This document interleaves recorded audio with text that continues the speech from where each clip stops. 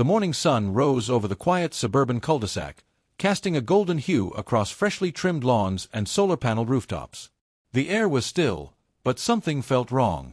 The protagonist, let's call him Jack, stepped out with his coffee in hand, expecting to find his trusty 1994 Ford F-250 parked in its usual spot, just outside his garage. Instead, he was greeted by an eerie emptiness. The oil-stained concrete where the old diesel beast had rested for over a decade was bare. At first, he thought maybe it had been stolen, but the tire marks were clean and straight, as if it had been towed. No notice. No warning. No knock on the door. Just gone. After a few confused phone calls and a heated conversation with a smirking representative from Green Zone Removal, it became clear. His truck had been hauled away under a new HOA regulation banning gas-powered vehicles from being parked in driveways.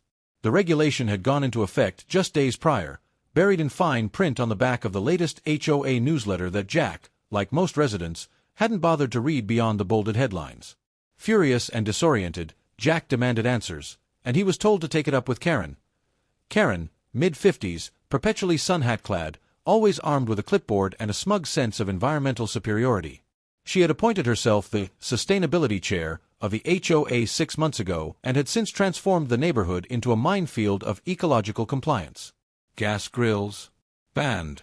Leaf blowers, outlawed. Gas-powered vehicles, verboten. All in the name of community sustainability. But Jack and several neighbors had noticed something fishy. These sweeping regulations never seemed to be discussed openly, nor voted on in any meaningful way. Instead, they arrived as ultimatums, buried in newsletters, tacked to the community bulletin board behind the tennis courts, or delivered via Karen's increasingly hostile HOA-wide emails. Dissent was met with aggressive fines and veiled threats. One family who dared to question the gas grill ban found themselves reported for a non-compliant fence height within days. Karen's Green Crusade, once admired by a few, had become a reign of eco-tyranny, enforced with the zeal of a suburban dictator. When Jack started digging into the towing company, things got worse. Green Zone Removal wasn't just any towing service. It was a brand-new operation that had only recently signed an exclusive contract with the HOA. Its owner, Darren LeBeau, Karen's cousin, though neither had disclosed the connection publicly. The rates were absurd: $600 for the initial tow, $85 per day in storage fees, and a $75 climate compliance surcharge. Jack wasn't the first to get hit, either. Quietly, other neighbors had their vehicles towed, mostly older models, anything not electric or hybrid. One neighbor, a retired veteran with a classic Camaro, was slapped with a fine for carbon idling before his car was taken in the dead of night. The whole scheme reeked of opportunism. A personal green crusade turned into a lucrative racket. The HOA treasury had also mysteriously dwindled during Karen's reign, with vague enforcement costs showing up on quarterly reports. When Jack mentioned all this at a casual barbecue, one held illegally, of course, the attendees went quiet. No one wanted to get on Karen's radar. But beneath that silence, something was beginning to shift. As Jack pressed for records, he discovered that many of the HOA's most aggressive amendments hadn't been passed through any democratic process. The gas-powered vehicle ban? Voted in by a unanimous 3-0 decision, Karen, her best friend Cindy, who had mysteriously been appointed as secretary of the board, and a proxy vote from an absentee homeowner whose house had been vacant for over a year. When Jack asked for meeting minutes, he was stonewalled. When he pushed harder, he was told the meetings were private, and that transparency was a goal, not a requirement. But he wasn't the only one asking questions anymore. A neighbor down the street, Steve, who'd just been fined $1,200 for unauthorized water runoff, had also noticed that most of the rules were never properly documented. The HOA's own bylaws required at least a 60% quorum for amendments, but Karen had been railroading through her green agenda with flimsy procedural theater and no real accountability. It wasn't just unfair, it was illegal. Still, resistance remained quiet. Karen's grip over the neighborhood was rooted not just in her faux legality but in her ability to inspire fear. Her property had a dozen motion-sensitive cameras pointed outward like sentinels, capturing everything from a car idling too long to a kid chalking on the sidewalk. She issued fines with impunity, and anyone who pushed back was immediately targeted. Steve's mailbox was ripped from its post. A young couple who'd posted about HOA overreach on the neighborhood forum found themselves receiving citations for trash bin misplacement 3 days in a row. Jack, too, had a drone fly over his yard just a week after his truck was taken. The message was clear: Karen was watching. The neighborhood had become a sanitized, eerily quiet place where grills were hidden behind tarps and laughter was muted. Everyone was waiting for someone to stand up, but no one wanted to be the first. Jack had always been a tinkerer, and his best friend Earl was even worse, or better, depending on who you asked. Earl was a retired electrical engineer with a passion for two things: classic trucks and proving people wrong. So when Jack vented to him over beers one night, the two concocted a plan that was part vengeance, part performance art. They bought an old beat-up truck body off Craigslist, something with rust in all the right places, paint peeling just enough to give it that oil-thirsty aura. But under the hood, they built something Karen couldn't have anticipated: a fully electric drivetrain, salvaged from a wrecked Tesla and painstakingly fitted into the frame of what looked like a 1978 gas-guzzling abomination. They even rigged a hidden camera system into the dashboard, triggered remotely. Jack parked the decoy truck in his driveway late one Friday night and waited. Predictably, by Sunday morning, green zone removal rolled up without knocking. The driver, same guy who'd towed Jack's real F-250, hooked it up and hauled it away. What he didn't know was that the truck was perfectly legal, zero emissions, and now a rolling surveillance trap. Every second of the tow, including the illegal trespass and complete absence of any notice, was captured on vid. Jack didn't post the footage immediately. He edited it carefully, cutting between shots of the truck's fully electric undercarriage and the tow truck yanking it away under false pretenses. He added text overlays showing the HOA's bylaws, highlighting the violations. The final edit hit the neighborhood's private social media page on a quiet Tuesday afternoon. Within an hour, it had over 100 views. By dinner time, it had gone viral among residents. Comments poured in, some shocked, some vindicated, many furious. Long-silenced neighbors began sharing their own stories: unwarranted fines, intimidation tactics, sudden code enforcement visits, mysterious citations after speaking out.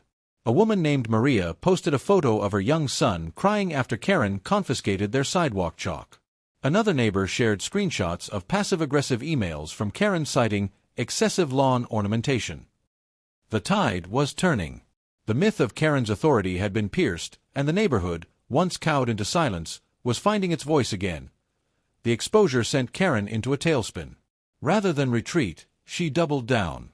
Within 48 hours of the video going viral, new notices began appearing on front doors: threats of $3,000 fines for provocative symbolism, a term Karen refused to define. Jack got one for parking a lawn chair too close to the property line. Maria received a violation for chalk residue. Karen installed additional surveillance cameras on her property, now aimed directly at her neighbors' homes. She began reporting people to city code enforcement en masse, sometimes for imaginary violations like illegal hose usage or inappropriate flag placement. Rumors swirled that she had filed a formal complaint with the state's environmental board about the neighborhood's increasing carbon recklessness.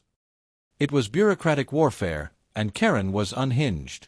But instead of silencing the community, her escalation only confirmed what many had feared: she wasn't protecting the environment. She was protecting her power. Galvanized by the video and Karen's meltdown, Jack took the fight to the next level. He and Earl drafted a petition to call for an emergency HOA meeting to vote on dissolving the current board. They went door to door, clipboards in hand, knocking on every door in the subdivision. They listened. They nodded. They documented. Within days, they had signatures from 78 of the 86 homeowners, more than enough to force a vote. The meeting was scheduled for a Sunday afternoon at the community clubhouse. Karen tried to cancel it, citing environmental non-compliance and lack of quorum, but Jack had come prepared. At the meeting, he revealed hard copies of the fake votes Karen had used to pass her amendments. He presented evidence that the proxy votes were invalid, some signed with clearly forged handwriting.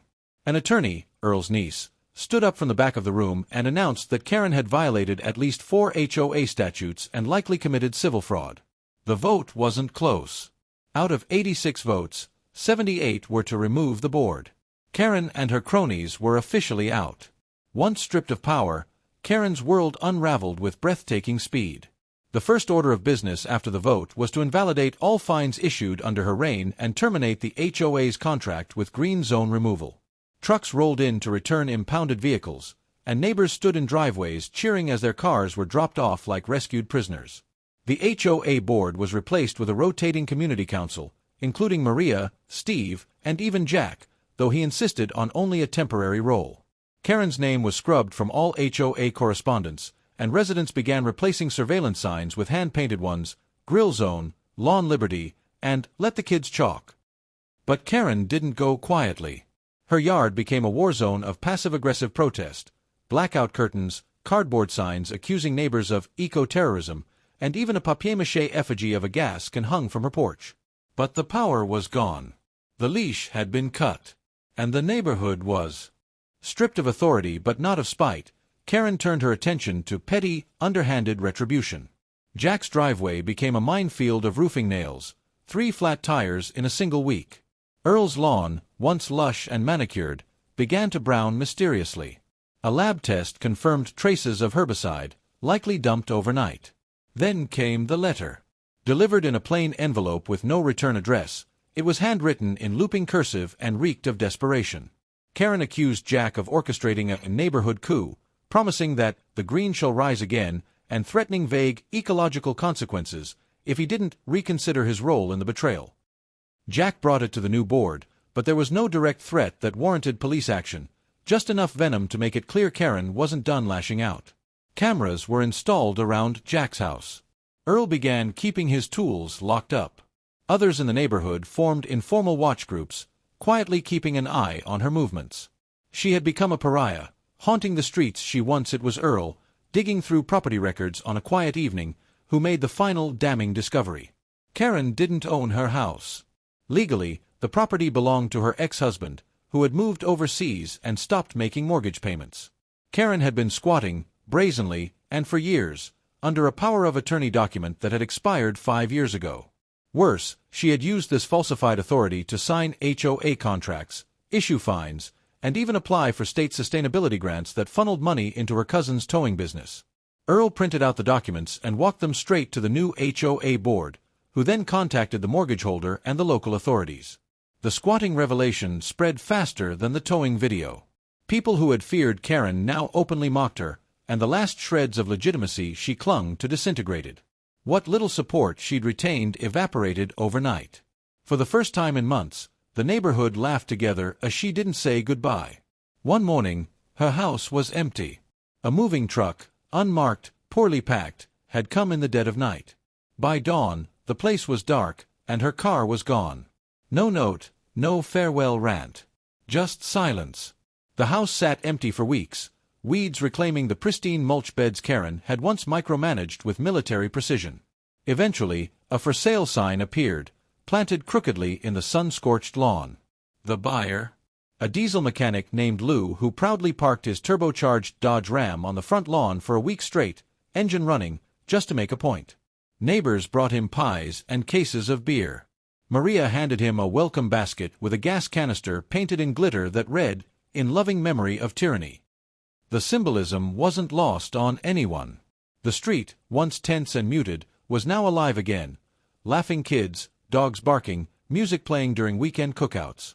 Karen's name became neighborhood shorthand for paranoia and pettiness. The cultural shift was dramatic. Rules were re-evaluated, many scrapped entirely. Fines were banned unless approved by a community-wide vote. Grills reappeared on patios. Lawn chairs lined front yards. Leaf blowers, long silenced, roared in defiant harmony on Sunday mornings. The neighborhood that had once tiptoed around Karen's whims had become a place of unapologetic life again. Block parties returned, complete with bounce houses and loud music. Kids drew chalk murals that stretched for blocks, one featuring a cartoon version of Karen being chased by a lawnmower. Maria organized a summer fair, and Earl hosted a fossil fuel freedom fest, where he gave free rides in the decoy electric truck that had started it all. People waved to each other again. They smiled. And most importantly, they spoke freely, no longer fearing a fine for standing on the wrong blade of grass. The sense of ownership was back, not in the bureaucratic sense, but in spirit. This was their home again. And then there was Jack's F-250. Once a symbol of his defiance, now fully restored, its blue paint gleamed in the sunlight like armor. He parked it front and center in his driveway every day. Sometimes he'd sit in it with Earl and drink a beer, just to enjoy the view. Kids knew it as the Freedom Truck, and one even painted it into a school art project titled What Makes a Neighborhood Strong. The truck had never been just a vehicle, it had become a metaphor, a totem of resistance. When the new board voted to place a commemorative plaque near the clubhouse, they asked Jack if he wanted to dedicate it to anything. He thought for a moment and simply said, "To anyone who ever got fined for doing nothing wrong." The plaque read, "In memory of petty tyrants, and in honor of the neighbors who stood together." And on weekends, when Jack fired up the grill next to the F-250, the scent of smoke and sizzling meat filled the air, not as defiance but as freedom.